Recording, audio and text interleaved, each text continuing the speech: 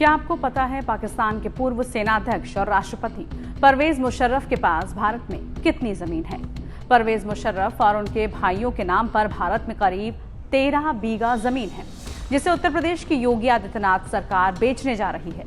मुशर्रफ की यह जमीन बागपत जिले में है। इसके लिए बोली लगाई जाएगी।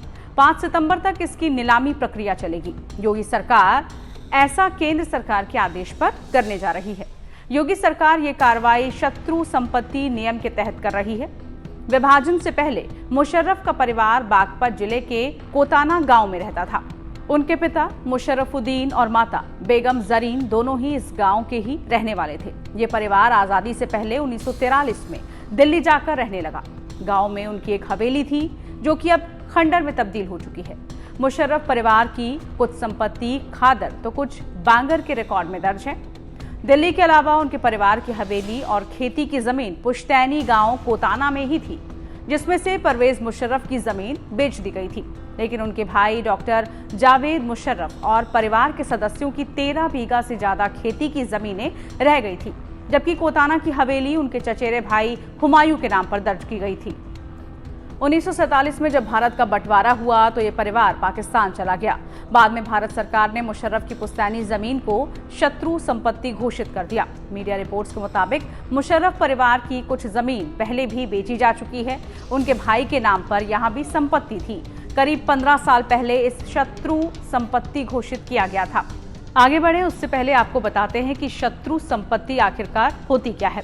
तो इस नियम के नाम में ही बहुत कुछ जाहिर है। देश की संसद ने पाकिस्तान से 1965 के युद्ध के बाद 1968 में शत्रु संपत्ति अधिनियम पारित किया।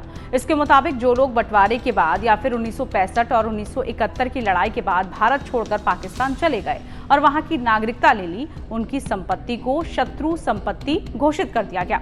ऐसी संपत्तियों पर भारत सरकार का अधिकार हो गया। यहीं आपको बता दें कि केंद्र सरकार ने साल 2020 में देश में ही शत्रु संपत्तियां बेचने की तैयारी शुरू कर दी थी। कुल 9,400 शत्रु संपत्तियां बेचने के लिए समितियां बनाई गई थी। एक अनुमान के मुताबिक इन संपत्तियों को बेचने के बाद सरकार को 1 लाख करोड़ रुपए की कमाई भी होगी। शत्रु संपत्ति अभिरक्षक कार्यालय ने फिलहाल बांगर की संपत्ति की नीलामी की प्रक्रिया शुरू कराई है। ये 5 सितंबर तक चलेगी। आपको बता दें कि बांगर की जमीन उसे कहते हैं जो नदी के तट से दूरी पर होती है। ये जमीन बाढ़ की चपेट में नहीं आती है। वहीं खादर की जमीन बाढ़ की चपेट में आ सकती है। नीलामी की ये पूरी प्रक्रिया ऑनलाइन होगी। हालांकि अभी आधी जमीन नीलाम होगी और उसके बाद पूरी जमीन को नीलाम कर दिया जाएगा। मुशर्रफ परिवार की संपत्ति की बोली 37,05,000 रुपए से शुरू होगी। जो सबसे ज्यादा बोली लगाएंगे उनके नाम पर यह जमीन कर दी जाएगी। हालांकि परवेज मुशर्रफ अब इस दुनिया में नहीं है। उनका निधन 5 फरवरी 2023 को हुआ था, लेकिन भारत के साथ उनकी अदावत की कहानी को कोई नहीं भुला सकता। परवेज का नाम आते ही कारगिल युद्ध की दुखमय यादें ताज़ा हो जाती हैं। परवेज मुशर्रफ को दोनों देशों को कारगिल के युद्ध में झोंकने के लिए सूत्रधार माना जाता है। मुशर्रफ कारगिल के युद्ध के समय 1999 में पाकिस्तान के सैनिक, तानाशाह और राष्ट्रपति भी थे। उन्होंने कारगिल युद्ध के बारे में अपने ही देश के कुछ महत्वपूर्ण लोगों और एजेंसियों को इसकी जानकारी नहीं दी थी।